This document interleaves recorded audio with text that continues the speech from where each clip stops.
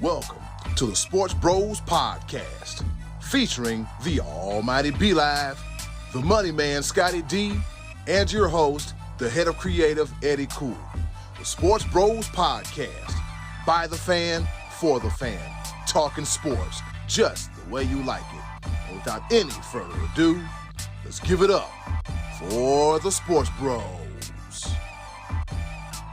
We talking sports.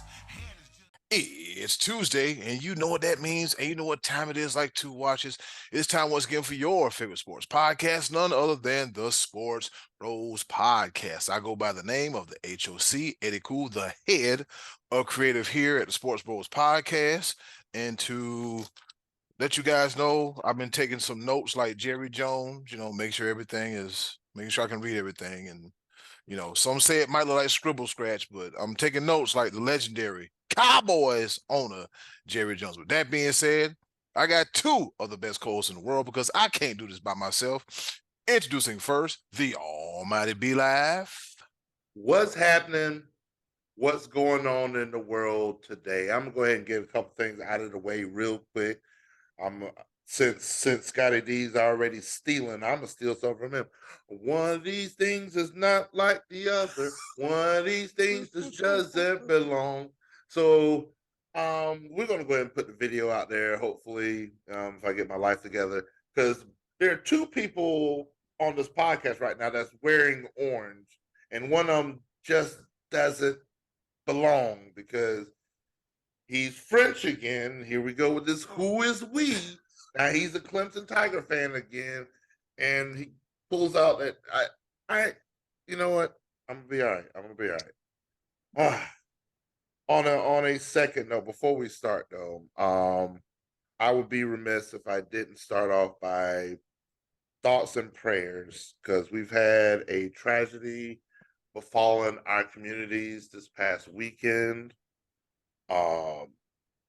To the Greenville, Malden community, and to the North Myrtle Beach community, we lost a loved one of my classmates. I've known her for 37 years. Prayers and thoughts to Mary Ellen Besson and to the Besson family, to her children, Mary Catherine and Jack. We as a community, we're going to come together and make sure that those kids are taken care of. And so I will send a link to, there'll be a link to this episode to a GoFundMe for her children. I want to go ahead and get that out of the way because she was the biggest Clemson fan that I knew. I'm thankful that the community has come together to make sure that the kids are taken care of, and every little bit helps. And so my thoughts and my prayers to the Besson family, to all those that were affected this weekend. Rest in peace, rest in heaven, Mary Ellen. We will forever love you. You will forever be missed. All right, well said. She was a great girl. Yep. Thoughts and prayers definitely go out to the family, man. It's tragic that you got to find out news the way we find it out. But yeah, man, still in disbelief myself. I'm pretty sure as both communities are. So thoughts and prayers go out to both communities and all the families that were involved in this unfortunate incident. And as B-Live mentioned, we will have the link to the GoFundMe fund in the description box right here on the Sports Bros Podcast. So thoughts and prayers out to the Besson family and everybody that's been impacted by this tragedy as well too. All right. And with that being said, we have the other guy. He is the pride of Washington, Pennsylvania. Scottie D. The pride of nothing. I'm not going to say. You keep announcing them that way. I ain't proud of nothing. Well, they're playing basketball. Yep. We love that basketball. The money man, Scottie cum laude, Scottie D. It's the best time of year, and this year's tournament is not disappointing. Not a lot of buzzer beaters. One that I can remember off the top of my head, but some close games. And for the most part, you always have the upsets in March Madness. For the most part, the teams that are supposed to win are winning. So, Eddie, cool. Let's get into this stuff, huh? There's a lot to talk about from at least the last several days, basketball wise, in the March Madness tournament. It's March and it is here. So with that being said, let's hop right into it. The top of the order. All right, let's get this thing started. Here it is, the top of the order. As Scottie D mentioned, there's been a whole lot going on in the world of college basketball on the men's and the women's side, because I got locked into a pretty good game between Virginia Tech and Baylor. And then on the men's side, upsets galore, everything happening. So spotlight moments of the tournament so far, Scottie D. What you see? Oh, well, a big one that stood out to me happened late night. What was it? Thursday night? Kansas and Samford. And Kansas blowing a 22-point lead to this unheralded, unknown Samford team. And with 19 seconds left in the game, Kansas seemingly broke the press, broke away for the game-sealing dunk. And what happens? A.J. Staten-McRae comes up behind Kansas Nick Timberlake with the block of a lifetime. A clean all-ball block. All ball. That got whistled for a foul. Oh, why did you blow the whistle? You couldn't have seen a foul because there wasn't one. There was no contact, and a replay confirmed that. And I just hate that's how that game ended, because who knows? With 19 seconds left, Samford gets the ball back. They could go down and turn it over or shoot an air ball or who, God knows what else could have happened. But they also could have maybe run the clock down a point and scored the game-winning basket. And we'll never know, because that was a blown call, and Timberlake made both free throws, and that was that. Kansas would end up winning that game before moving on and getting promptly bounced by a lethargic performance against Gonzaga. And honestly, I did not think Kansas was going to go far in this tournament, just because they were kind of running on fumes. They were an injury-riddled team here. But what a moment that was for that kid from Samford, that A.J. Staten-McRae, to make such an incredible, memorable play, and then just to have the whistle blown. And you know what? These things happen so fast. Officials have to make calls that are spur of the moment, and they don't always get them right. And that's too bad that one happened that way. But there was a lot of moments, but just that one stuck out to me early, just because what could have been got taken away. Be Live, how about you? We watched a couple. We were commenting, texting one another while there was an exciting one. More than once. What do you got? Tell us what you got here. Well, I don't want to talk about that game, because Houston cost me $1,100. God. Buzzer beater, Texas A&M to force the game into overtime. Thought I had a second chance for Houston to cover, and they did not. So, ladies and gentlemen, you could hear it here from your boy. Yes, I got suckered into the wave of North Carolina and legal sports betting, and I had a 4-leg parlay where I covered 3 to 4 legs, but Houston just couldn't finish the job. But man, what an outstanding game, Houston versus Texas A&M. And I saw what Texas A&M was doing the latter part of the season, so I had them going a little bit through and through, but I had Houston winning in my bracket. So, but it was an outstanding game to watch if I wasn't betting. So I'm gonna be okay. I'm gonna be all right. I'm gonna be all right, because I have won a little bit of money. But at 1,100, I would have did something. You care to talk about any basketball other than your gambling habits? I switched my alcohol habit to gambling habits, according to the money man. Here he go. But I'm sure you might have had an adult beverage to wash that one down. See, there you go. But no, I'm gonna also talk a little basketball as well, because one thing that stands out when it comes to college basketball and March Madness is people that we have never heard of before, or people that have not really been in the limelight that show up and show out during the tournament. Two people that come to mind that I went ahead and pulled up the stats for Scottie D because it still stands. Jack Goldkey of Oakland shooting all the 3-pointers in the world. Oakland shocking the world against Kentucky. And the reason why I want to pull up his stat line is that this season, 2023-2024, Jack Goldkey is 37.9% shooting field goals, 141 made to 372 attempts. Oof.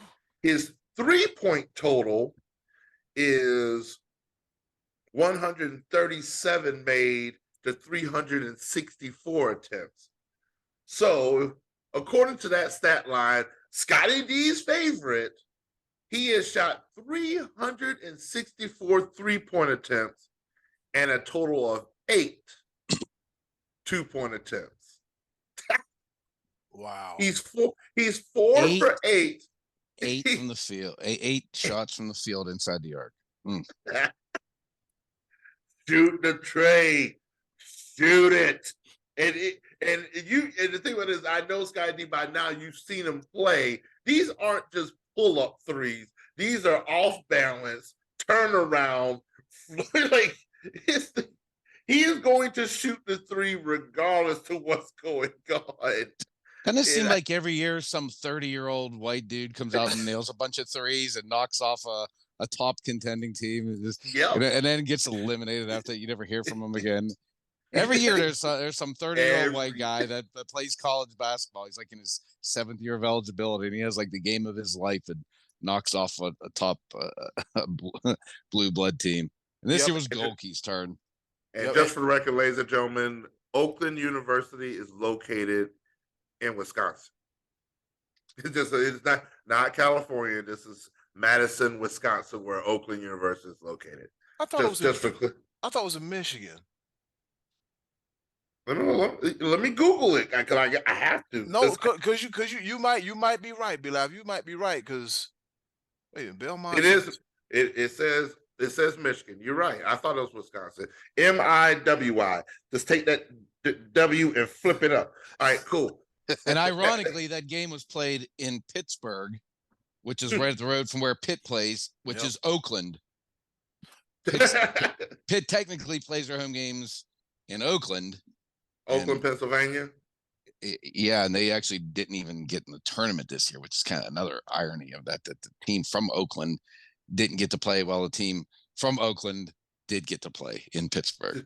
I don't know. Anyway. And so we can see who's Scott's actual team is. I mean, if you're looking at his shirt, you'd be confused. CLEMSON.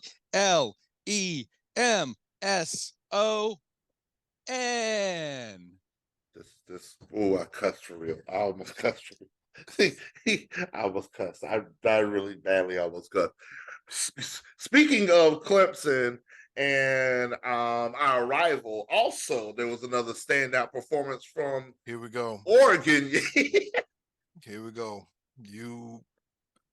Yeah, Bilal. We got stomped. Okay, we got our asses kicked because I said to myself, you know what? Going into this game, I said, all right. So you're saying there could be a chance, there might be a possibility, and then what's the guy name that used to play for the transfer? I forgot his name because it became out of sight, out of mind real quick. Oh, don't worry about it. I got it. I know you do.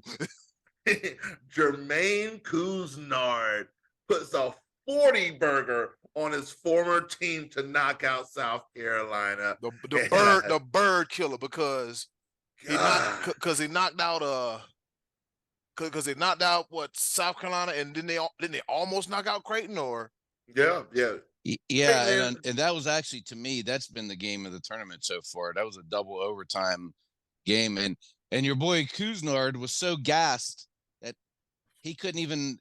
They were running an offense that you would have thought they were up by 12 points, up 4 with a minute to go, and he was completely gassed. He was drained, and they couldn't hold that 4-point lead with a minute to go. And then he mustered up enough energy for overtime, and then they end up losing by like 11. Yeah. 13. 13. That's like 86 11. Yeah.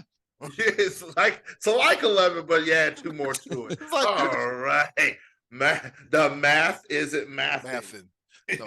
Couisnard had 32 points in that game, but as Scottie D said, it takes a lot of energy to play this many games in this short a time. But hey, Yeah.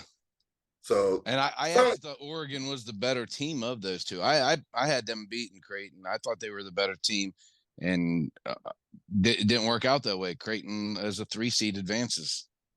Yeah, Creighton, they always come in tough in the tournament. But fellas, I'm going to go to the women's side of the tournament yesterday, and I had the absolute pleasure of watching Baylor versus Virginia Tech. Here's what I don't understand. Why is it in the women's game, the women's tournament, why is there like a team that is supposed to be played at a neutral site, but they were playing in Blacksburg, Virginia yesterday? And I was like, ain't that where the University of Virginia Tech is? They get some home games. I don't understand it. It's beyond me. But it didn't matter because Baylor pulled out the 72-75 win over the Lady Hokies. And when I say these girls played a game, Jada Walker had like 26 points. There was a questionable foul called in the early portion of the game where Walker and I forgot, I think it was A Good, whatever the girl name was from Virginia Tech. They were on the floor going for a loose ball, and she was turned away from her. And Parker was reaching for the ball, and they called foul. And the Baylor coach was like losing her mind, understandably. So I'm like, hey, ain't that when they're like when you're in a situation where you both are on the floor, doesn't that result into a jump ball?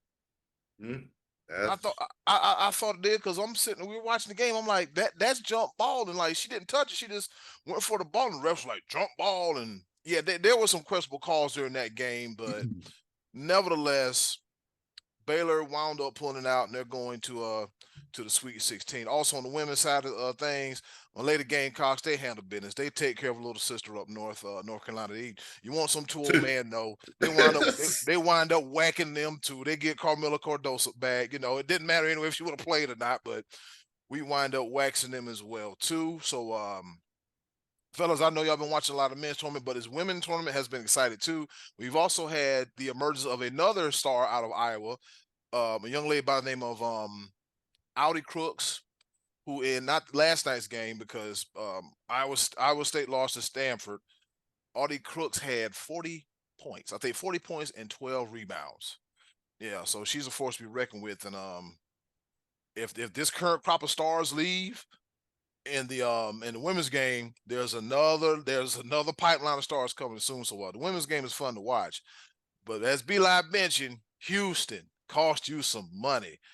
And Scott was like, hey, I'm in a chokehold with this Houston and who did Houston play? With this Houston, Texas A&M. And because there was a point in time where Houston got real lazy, real lax. I'm like, all right, they're gonna come back and bite you in the ass. Because I watched Texas A&M through the SEC tournament. I'm like, they got fight in them. And they're gonna give people problems. So yeah, on this show, I picked Florida to go to the Final Four in that bracket. That was the one bracket I couldn't make a decision on. After I did a little bit more research, I did one for one of my classes, and I had A&M going to the Final Four out of that bracket. I had them beating Houston based on the fact they played Houston earlier in the year. They lost them by 4 points and were missing 2 starters. So that game was an outstanding game, a seesaw game back and forth.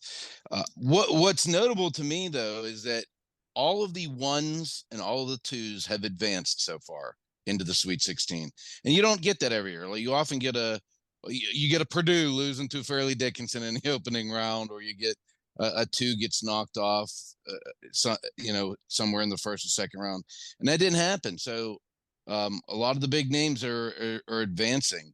And I know we didn't really plan this as a discussion, but if you guys look at the schedule coming up this week, is there a particular matchup that you're excited to take a look at? Well, B-Live, your eyes lit up when I asked that question. You got one?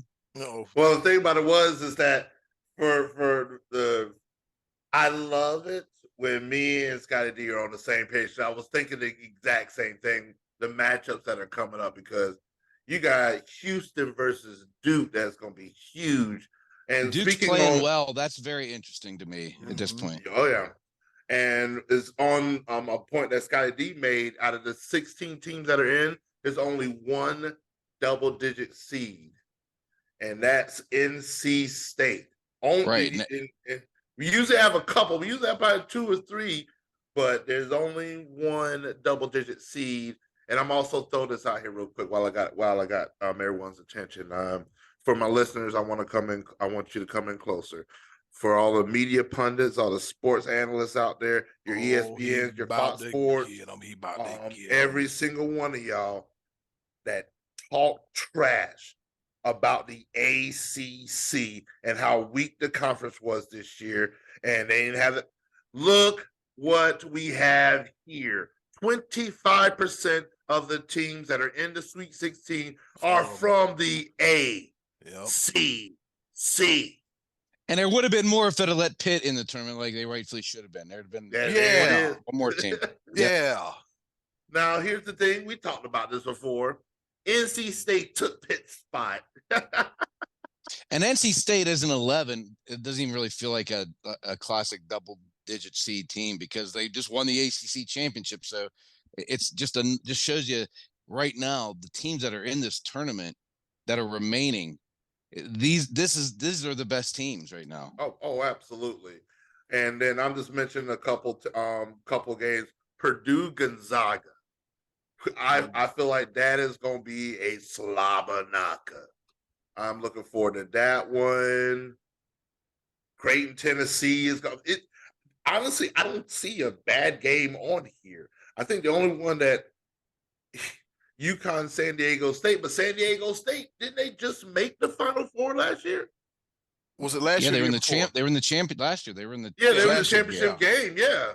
So, losing to UConn. Yeah. Whoa! I forgot about that. Yep. Yeah.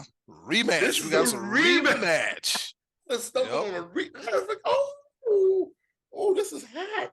Yeah. There's not a bad game on here. Nope. There's not one. And the way NC State is playing, NC State Marquette, Illinois, Iowa State, North Carolina, Alabama, Clemson, Arizona. There's not a bad game on here. I don't think there's one bad game. None that I would consider if the lower seed wins would be a huge upset. Other than actually, I would consider San Diego State beating UConn an upset. But everything else on here, I could easily see either team winning this game. I look forward to seeing how Alabama and North Carolina stack up against each other. That's Thursday, the late game Thursday night. That could be a heck of a game. Yeah. Yeah, that's when I was looking at. Wait, why in the entire hell is the start time at 9:39? Why is it so late? Got work in the morning. Illinois and Iowa State start half an hour after that one. Is it? Wait a minute. Is that 9:39? Is that out west? That is Eastern time. Well, it's Eastern time, but the game is played out west. Yeah, that's what I was referring to. Yeah, it's a West regional game, but in our time, it starts at 9:39. Oh, jeez. 9:39. Yeah, these games going to 10:09. Yeah, we got Illinois and Iowa State, and let me see. It's saying that the Iowa State Illinois game is played at the TD Garden in Boston. That's what it sounds like. Oh, yeah, it is. Hey, just come on now, y'all. All these regions, they don't make no sense. Come on, NCAA, do better. Great day. They don't. It just don't make no sense. I'm like, hey, how about take all the teams that's closer to this side of the country, put them over here. All the teams that's closer to that side of the country, and put them over there, and have a meeting in what's the middle of the country, Nebraska or Kansas or something like that. Have everybody migrate towards the middle. I'm just saying. Me right now, man. Yeah, come on. I'm just saying. All right, so that's our talk for college basketball. A very spirited tournament. What I can say, if both tournaments, the men's and the women's, are very highly competitive, are very fast and furious. And I even caught myself watching. Was it what I watched? The girls, was it UCLA and California Baptist University, and then that got a little competitive, and then UCLA just just throttled it to them, and then that was it. All right, so baseball season coming up. We're gonna have a baseball preview coming up really, really soon. But let's talk about the hot topic that's not going on the diamond. Shohei Ohtani gambling, interpreter stealing. Was it $4 million? Like what the hell is going on, fellas? What can we make of this? Is this a classic case of passing the buck? Does somebody have a gambling habit? What say y'all? Sounds like it. Yeah. And I will admit that I haven't been following the story as much as I should have, because I dismissed it as, it was going to be a pepper point. Then it ended up being a lot more than a pepper point. But I was just like, what's really going on? And then it became more and more. The interpreter got fired, and then it looks like the interpreter should not have all this money to be making all these bets that Shohei is covering. Why you lying? Stop lying. Because the more the story comes out, the more it looks like it's in Ohtani's hands, because who's the money? Well, how they say it in the movies? Follow the money. Yeah, follow the money. I think that was Rush Hour. Follow the money. Yeah. There's always by the time this show comes out, Ohtani will have already spoke. He's scheduled to talk to the media at some point today. As we're recording Monday morning, he's supposed to talk to the media, talk to reporters. Unfortunately, nobody's going to know what he said, because there's a job opening in the interpreter position in the Ohtani camp right now. So I don't know. We're going to be able to find out what exactly he's saying. That joke wrote itself, because I thought the same exact thing. Yeah, it did. Like, if you didn't say it, I was going to say it. I mean, I'm with you, B-Live. I didn't pay this story a whole lot of attention at first, because it just sounded like the interpreter did something wrong. But then as you start hearing more and more, it's like, this doesn't sound right for this dude to have had $4.5 million in debt on his salary. I don't know what he was getting paid, but it wasn't Ohtani money. But that's the kind of bet that I hear like Floyd Mayweather makes. Floyd Mayweather's like the highest paid athlete of all time. Those are the kind of bets that guys that are in a whole different tax bracket are making. And for him to say, oh, I made this bet, and then Ohtani, we sat down and talked, and he was a little bit upset about it, but he paid it for me. Ooh, that just sounds very, very strange to me. Like maybe they talked together and said, we think Buffalo beat Kansas City, make bet and I'll pay for it. That's yeah. I don't know. And there's just not a lot of information yet to give a full opinion. I'm just of the opinion that sounds very, very suspicious, very, very silly, very sneaky. It's like every 30 minutes you're hearing something different. Every 30 minutes you're hearing something different. And it's kind of just like, okay, now, does Ohtani have the gambling habit? Does his interpreter have the gambling habit?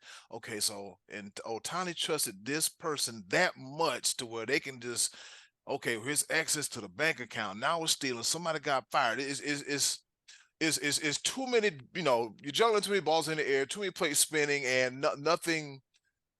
You're throwing stuff to the wall, and it seems like every instead of hoping something's sticking, everything's sticking, but everything on the stick is not really. It's not quite adding up, because I remember you was you kind of broke it down in a group chat, Scottie D. You said, all right, something about this is it the math ain't mathing and the sense ain't sensing.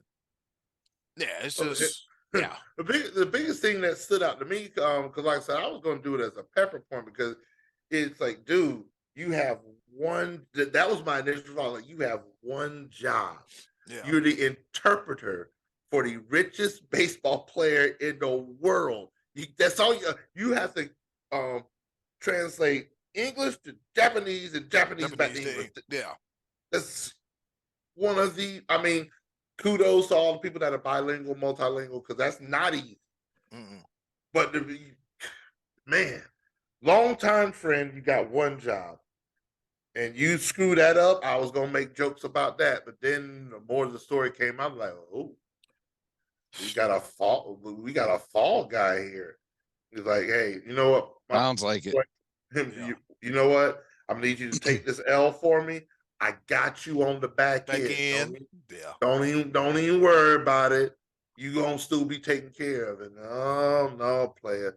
Not this day's media, because they would once you start throwing that amount of dollar figures to anybody, guess what? There's gonna be somebody covering everything that you do. I don't want to be that rich. I want to be semi-rich, where people still leave me alone, but I can just take a couple trips every now and again. I don't need 9 figures. I'm not gonna. I'm not gonna turn it down, but I don't. You know what I'm saying? I just want to. I'm looking at the Powerball. I'm looking at Mega Millions, and I'm looking at Ohtani's contract. I'm like, if I can get maybe Just give me just 7 figures, maybe 8. Maybe I'll take 8. What you know what I want? Just give me just give me 10%. I'm all right. 5. Just give me 5, because 10% I'm gonna lose my mind. But go ahead. I want an RV that has. Guys, can we talk about sports? My bad. I'm sorry. We just. I know we're the fantasy spending right here right now. But yeah, just. I think people are listening to find out of our opinions about. Yeah. Thanks, Scottie. But like I said, I think I want a teensy portion of that. But yeah, man, it's just it's just crazy. This is crazy that it comes to this with Ohtani and sports betting. See, when we start talking about money, we just start drifting like. Yeah, we were way off the track. I was like, Amtrak the hell out of this thing, Eddie. Cool, No, because I'm saying what had be live. I was gonna make it real short. Then you started, and I'm thinking about Mega Millions, Powerball, sports, money. He was on the boat with you. You had him on the boat with you. And I couldn't jump off. You had him on a trip. Hey, look. I'm not that dude in Alabama that jumped off the boat and got to swim to the dock. No, that wasn't me, bro. I can't do all that. I'm not swimming to no train. I can't do all that. So yeah, I hope this situation. But like B-Live said with Ohtani's interpreter, you got one job. You have to make sure the translation is proper and clear. Somehow, some way, somebody got a gambling habit. When it comes to gambling, we all know that, hey, it can cost you some things, as Pete Rose, who should be reinstated at this point in time. It's a lot. It's just a whole lot going on. So now we're all curious, especially when you mention Pete Rose. How is Major League Baseball going to respond? Because we all are watching. Yeah, just to let you know. Because don't you dare try to sweep this under the rug. We want to know. Put Pete Rose in the hall about that time. Give Reggie Bush his Heisman bag. Yeah. Put Barry Bonds in the Hall of Fame. These are things that we are watching because times have changed. Yeah. Major League Baseball have you. Yes, sir. And with that being said, fellas, that's been the spirit first half of the Sports Bros podcast. Looking at my phone because y'all know I'm just a little too lazy to get a watch. Guess what time it is? What time is it? What time was happening? Oh, I'm glad you asked. It's time once again for our favorite portion of the show, the choices of the voices. With that being said, hey, yo, button, hit it. Choices of the voices coming at you right here on the Sports Bros podcast.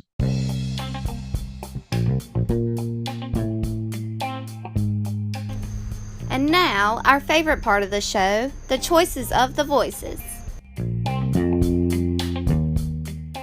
Once again, thank you to the wonderful and ever so lovely Miss Button for introducing our favorite portion of the show, the choices of the voices.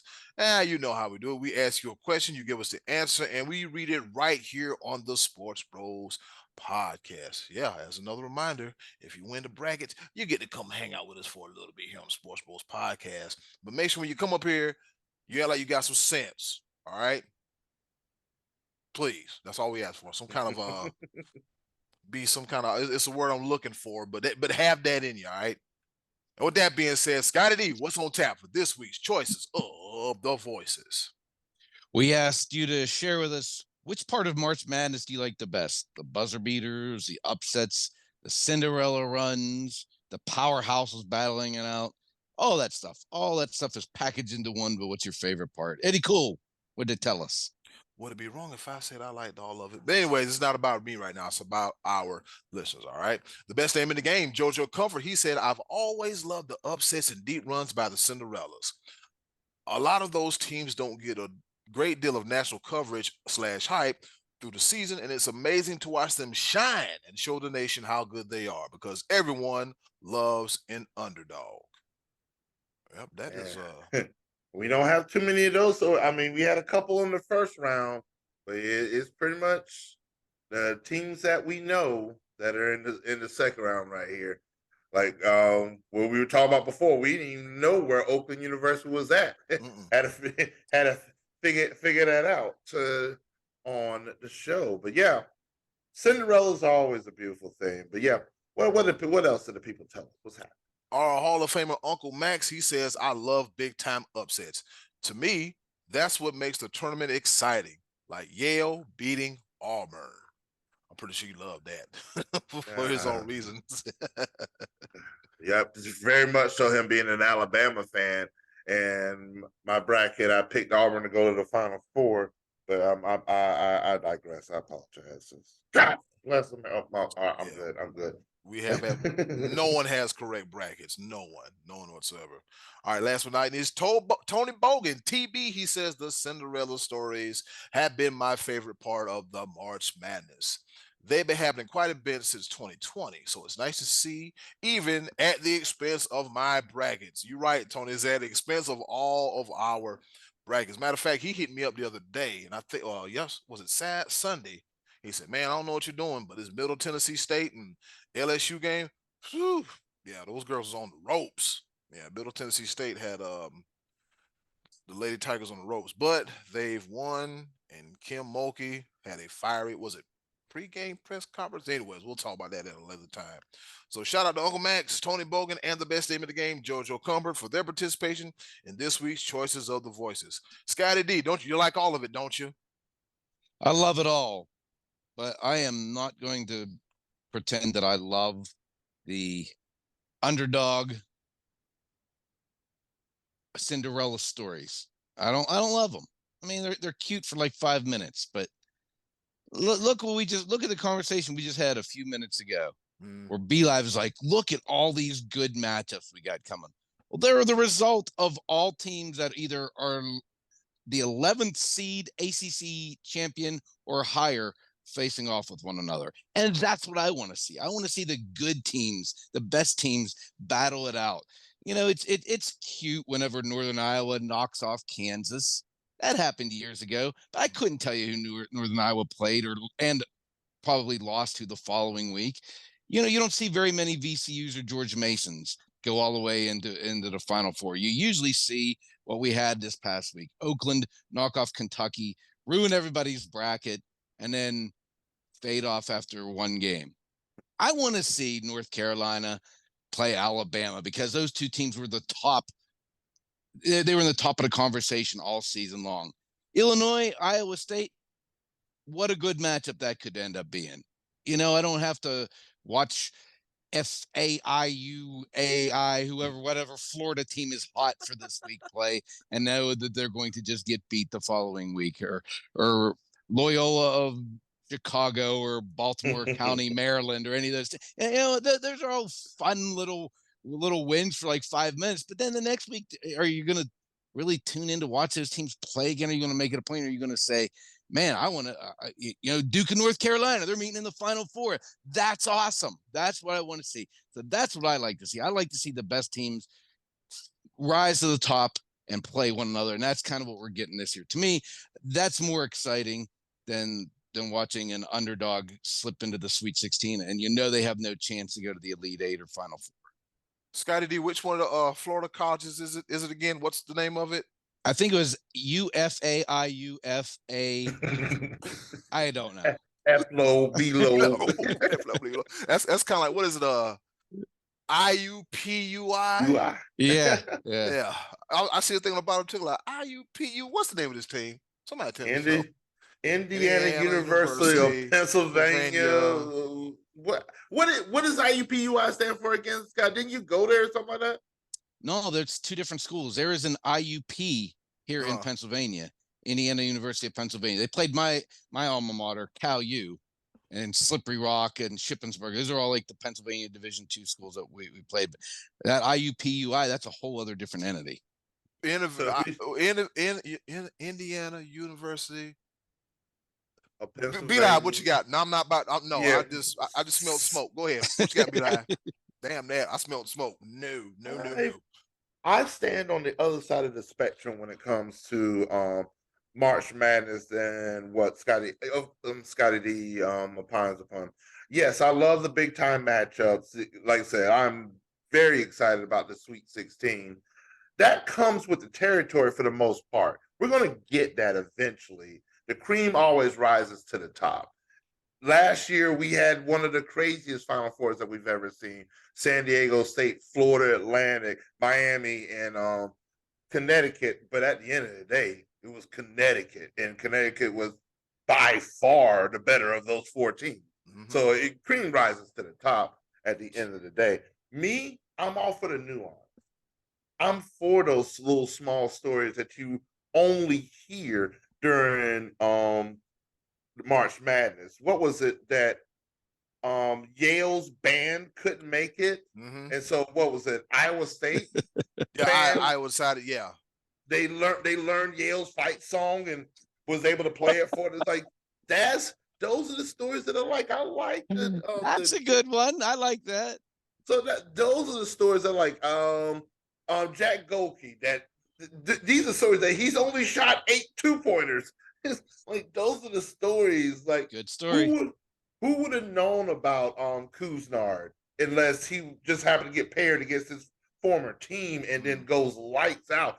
I haven't heard of him all year. I mean, there's so many teams that it's so hard to keep track of. But once you pack them into the field of 68, all of these nuanced stories come out. You hear about the unbelievable run and stuff like that. What NC State has done is, and still doing, is remarkable. Those stories you only get.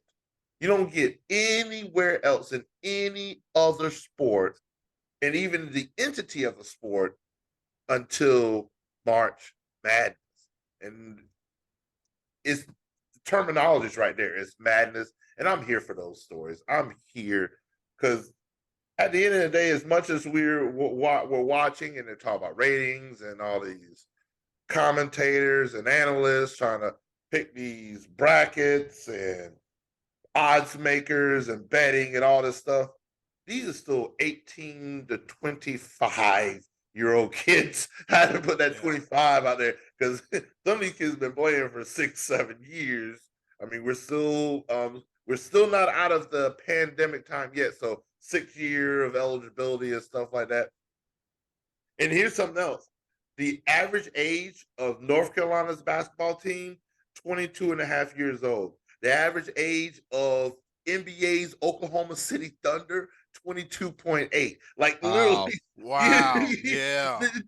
These are the stories that you see and stuff like that. So, hey, and John Calipari finally admitted that his teams are too young. That his methodology and the one and dones are not faring him too well. So a change may be on the horizon. Eddie Cool, what say you? Boy, that press, was it that post game interview? Watch him. I'm like, ooh, he is just. Oh, he hurt. Yeah, he just So somebody took his soft batch cookies and ran clean off with him. I ain't gonna lie to you. I like hearing these stories about the players. That's what I like Kuznard. Go back a little bit, like Jimmer Fredette. What's the kid that was at Ole Miss and he was a pest? God, I saw him the other day. His stories about him and guys like what's the guy from North Carolina State, DJ Burns, who's bringing bully ball back to the forefront. Yeah, dish it to the big man. 1, 2, the guy goes flying, 2 points. Yeah, because I've always been a style of that doggone style of ball. But yeah, just hearing the individual stories, and then like I'm kind of like B-Live to hearing the nuances of like how these players overcame things in their life and how they got to this point and how they work hard and like the Jack Golkeys and the DJ Burnses and the Jimmy Fredettes. Hell, even the whole story of Florida Gulf Coast University, Lob City, not IUPU, AUTU, CUGU, and all them. But yeah, those are stories that I like. You get to see it, and then who knows? This might be the one time you see these players, and that's it. Right. Like Jimmy Fredette tried to be in the NBA. I think he's still trying now, and DJ Burns is still doing his thing, and Golke's like, Jimmer. look, the Jimmer. Yeah. That's all you need to know about why he's not going to be successful in the NBA. He's called name. Jimmer. He said the name. The name Jimmer. That just he's more likely to be in the chorus. What's my dude from NBA? What was my dude from Gonzaga? Morrison. What was his name? Adam Morrison. Adam Morrison. Like he tried, but his name was all over. He was doomed. He was doomed. He was it was between him and Redick pretty much for Player of the Year. And when Gonzaga was down 3 points at the end of the game, he sat in the middle of the floor and cried, and the game wasn't over. Come on, crybaby, get up and go play basketball. The game wasn't over, and he's sitting in the middle of the floor crying while the game was still not even decided. He never had a chance. Oh, the guys, my 18 to 25-year-olds. These are kids. The guy's name with a bad mustache. Yeah. Oh my God, the guy's name from Ole Miss, Marshall Henderson. He was doing the whole nanny boo boo and everything, and from Ole Miss, and this little villains and stuff like that. Just the fun part of basketball. All right, fellas. With that being said, Scottie D, what's on tap for next week's Choices of the Voices? It's okay to cry, just not while the game is still in the balance. I mean, if you still have a chance to win, sit there and cry. Wait till it's over and then cry your eyes out. That's perfectly acceptable. Okay. So anyway, this is going to be next week. Our topic is going to go hand in hand with what we are going to be talking about during the show. Next week, we're going to talk about the upcoming baseball season. And so we're going to ask you, our listeners, fans, writers, who do you think will win the World Series this year, or any other predictions you just would like to throw out about the upcoming 2024 season? If you want to predict it, give us a nugget, tell you guys some inside information, give us that and your World Series prediction. We're going to talk about probably our division champions predictions, and then we'll save our World Series pick for the Choices of the Voices. So we'll kind of all do that together next week, and that'll give us plenty to talk about next week there, Eddie. Cool. Yep, it's that time of the year we go from college basketball to baseball, and I think Scottie D, your favorite league, the UFL, starts its season this week. Ooh. Yeah. How did that slip past the calendar? March 30th. March 30th. Yeah. To think I wasted all my energy on basketball and the fact that opening day is coming for the Pirates. Yep, opening day is coming. Yeah, it's crazy, man. I forgot that March had a bunch of extra days in it. I'm not gonna lie to you, because I was like, damn, we got a whole nother week, and then it's March 31st. But if I'm not mistaken, Major League Baseball season is already officially underway. They had the Soul Series. Yeah. Those games counted, right? Those games are. Those games do. Those 2 games did count, I do believe. Yeah. I believe it was only 2 games. Yeah, the Dodgers and was the Angels. Padres, Dodgers. It was Padres. Yeah, it was Padres. Yeah, Padres and Dodgers. Yeah, and go ahead and chalk that up as another dumb thing that happens in the world of sports. That's a future topic for Choices of the Voices. Dumb things in sports. Here's an idea. Before the season starts, let's go to another country and play 2 games, count them, and then go back and finish spring training. Let's do that. Come on, dude. I mean, I'm not gonna lie to you. I was scratching my head when because I was looking at it. I'm like, wait a minute. Where are the preseason? Those games count. Yeah. Real quick before we hop into Pepper, let's ask Greg Olson what he thinks about baseball having a 2-game series in Korea and then going back to spring training. And then Greg, what are your thoughts on this, Greg? I thought it was brilliant. When it comes down to the pennant race in October, we're going to look back and circle those 2 games as key matchups on the calendar. Brilliant strategy by baseball. Love it. I love it. Coming up next, Be Live, grab that. Thank you, Greg. Be Live, grab that pepper grinder, because coming up next, it's a round of pepper. And shout out to Greg Olson. He's not unemployed, but he's over here on the freelance internship at the Sports Post Podcast. We'll be back after this.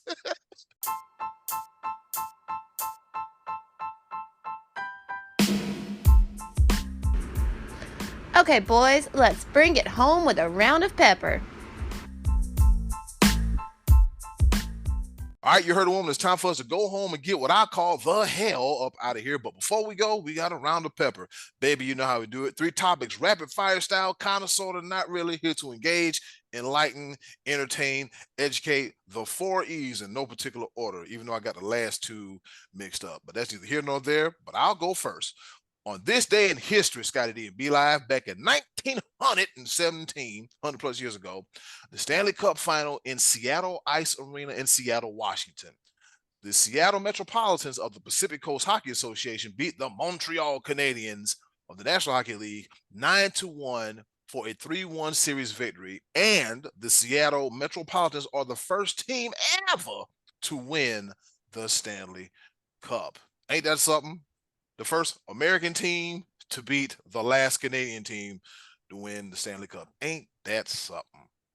Over to you, Scottie D.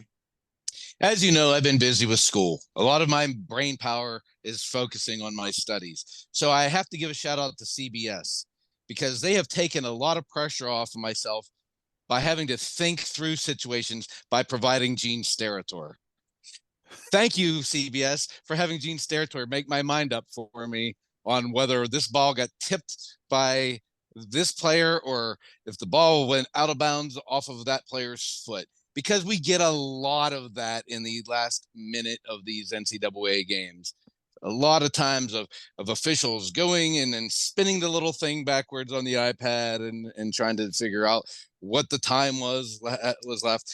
I love the way these super exciting games get brought to a screeching halt over and over again in the last minute of the game. And thankfully, instead of me making my mind up, I have Gene Steratore there to do that for me. Be Live, over to you. Damn, Gene Steratore does basketball too? He does it all. Yeah. Oh, man. Listen, I wasn't even sure the other night if I should put my socks in the dryer with the colors, and I had an AI Steratore available for me to give me that information. So a deep fake. That is one thing about college basketball that is sort of the last minute of a college basketball game is the longest half hour. I'm telling you. Foul, free throw. Oh, let me review this. Oh my goodness. Yeah. So put 2 seconds back on the clock. Oh Lord. Well, we've been talking a lot about basketball, and you see 2 of us here in our orange and everything. Who is we? The hell? Well, Clemson has been doing big things on the baseball field as well. It was Dabo. No. All roads do lead to Dabo. It's all because of Dabo. Jesus Christ. We had a juggernaut matchup this weekend between number 3 Clemson and number 7 Florida State. And man, oh man, Clemson never says die. Game 2 of a doubleheader, actually, Clemson was down 9-1. 9-1. Going into the bottom of the 9th inning. And all Clemson did was score 9 runs to take over the game. Can't stop us. Stop. You need to be stopped. You don't let me get through this. They scored 9 runs. They scored 9 runs in the bottom of the 9th to overtake Florida State. And then game 3, they were down 11-2. And then they decided to have a 5-run 6th inning, a 6-run 7th inning, capped by Blake Wright's go-ahead grand slam.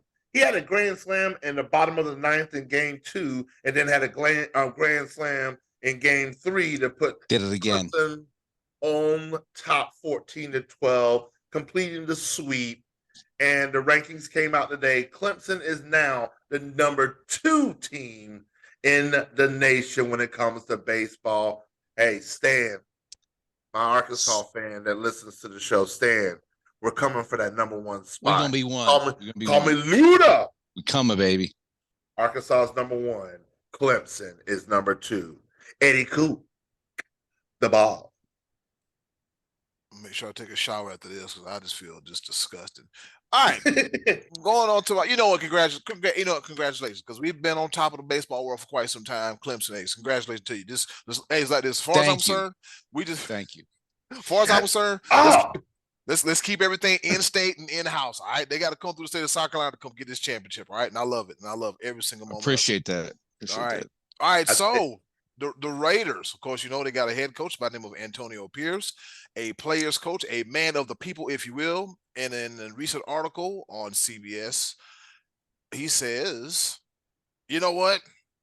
Aiden O'Connell, he deserved the right to compete for the starting job in 2024. Now, the article goes as following. Las Vegas Raiders are a logical candidate to target quarterback in the 2024 draft, even after signing veteran Gardner Minshew, a.k.a. the Uncle Rico of the National Football League. No matter what the team does next, however, head coach Antonio Pierce believes incumbent Aiden O'Connell will compete for 2024 starting job, telling NFL Network the Sunday, the 25-year-old has earned the right. And Pierce says, in quote, at the end of the day, listen, Aiden O'Connell played his ass off. As he says in the fourth round, he did a hell of a job for us. You're talking about a kid that has the mental toughness to play in the National Football League. Whatever happens and whatever we do, it has to go through Aiden O'Connell. I'm being honest with you because he has earned the right. All right, now, O'Connell started 10 or 12 games as a rookie out of Purdue, throwing 12 touchdowns, the 7 interceptions, while helping the Raiders go 5-5 to close out the year. Yeah, don't let that mustache fool you because the ball is balling. They got an interesting quarterback room. They got Uncle Rico, Gardner Minshew, and just take no prisoners. I come to do my job. Aiden O'Connell, who's 25 years old. So it should be exciting to see what goes on in Vegas. Over to you, Scottie D. Happens in Vegas. Stays in Vegas. But not really. No, it does not. So part of the process of watching this March Madness tournament and beyond Gene's territory that I really like is the fact that you go to halftime or post game and you get Barkley and Kenna and Erna. And a great example was when Grand Canyon blew it against Alabama, and after the game, Barkley said that was one of the dumbest games he's ever seen coach. I love that stuff. I love how Barkley just brings the realness, says what the fans will say. He's always been great. That panel's great. Kenny and they add. I think they add a lot to March Madness. The one thing I got to tell you though is I think Capital One is running out of ideas because the commercials that they are running now, they may need a new writing crew because they got these guys looking silly. Stop with the Capital One commercials. Let's go back to basics on that. But shout out to Barkley and Kenny and Erna. Be Live, over to you. Oh man, I do love that panel. Shaq said he's gonna sit this one out. Who do we know who the fourth guy is? Is it Clark Kellogg this year? Yeah. Okay. He's good. He's good too. He fits absolutely. All right, my second pepper point. All of this madness that we've been talking about, we seem to forget about the professional side of things in the NBA because you're getting into the thick of things. They're around about 70 games in, 12 games to go, and it was almost a foregone conclusion where there was enough of a divide between the top 10 teams in each conference. 10 play-in tournament. Jesus. But with that being said, it is what it is. And the Golden State Warriors, they were cruising until they weren't because the Houston Rockets said, hold my beer. They are rocketing their way to trying to get that last play-in spot. They've won 8 games in a row, 9 out of the last 10, and they are only a game behind the Golden State Warriors. Can you imagine, again, NBA playoff without Steph Curry? Unthinkable. Yeah. And the way the money man Scottie D is so into what's interesting as opposed to actual good basketball, it would be devastating to his heart to see the stars not make it. There's a passing of the guard. The younger players are in. Your Shai Gilgeous-Alexanders, your Anthony Edwards. These are the players that are the future of the NBA, and I am here for Jason Tatum and Boston. Good Lord, unstoppable. They are 11 games up on second place Milwaukee. Boston has already clinched playoff berth. Look, have they clinched the conference? I don't. They clinched it. They clinched the division, and they're literally a game away from clinching the number 1 seed and home court advantage. Eddy, cool the ball. Third and final pepper point. Jordan Love says, "You know what? I think we got a chance at the Super Bowl." The young man might be feeling himself. So in an article by Suzanne Hallenburton, Jordan Love and his Packers teammates got a taste of wild success back in January when they dominated the Cowboys and nearly upset the 49ers during their probable playoff run. And it was supposed to be a transition kind of season. Now Love and the Packers are brimming with confidence. Sure, it's only late March. We're only months away from starting the NFL. But Jordan Love says, it's a great feeling, man. It's on the Pivot Podcast. We're all very hungry for this upcoming year. And like you said, the confidence from the top to the bottom is there. The organization believes that it's the perfect time to have a chance to win the Super Bowl this year. Ooh-wee. You just gave the rest of the NFC some bulletin board materials, but it's time. It's time, Jordan Love. You sat behind long enough. You're a high draft pick. You've learned. Now it's time to shine. Over to you, Scottie D. He's shown pretty good in Dallas last year in the playoffs. So this is one of those things with the Masters coming up in just a couple weeks that came across one of my feeds, and I believe that this is correct information. But Gary Player, legendary golfer, played in 52 Masters. 52 Masters. That's a lot. That's a whole couple careers worth. Damn. The first one he played, there was a guy named Jock Hutchison who was a major winner. He won a couple majors, but this man was born in 1884. The last time Gary Player played in the Masters was 2009, and he played with Rory McIlroy, who was born in 1989. Gary Player played in the Masters with two players that were born 105 years apart.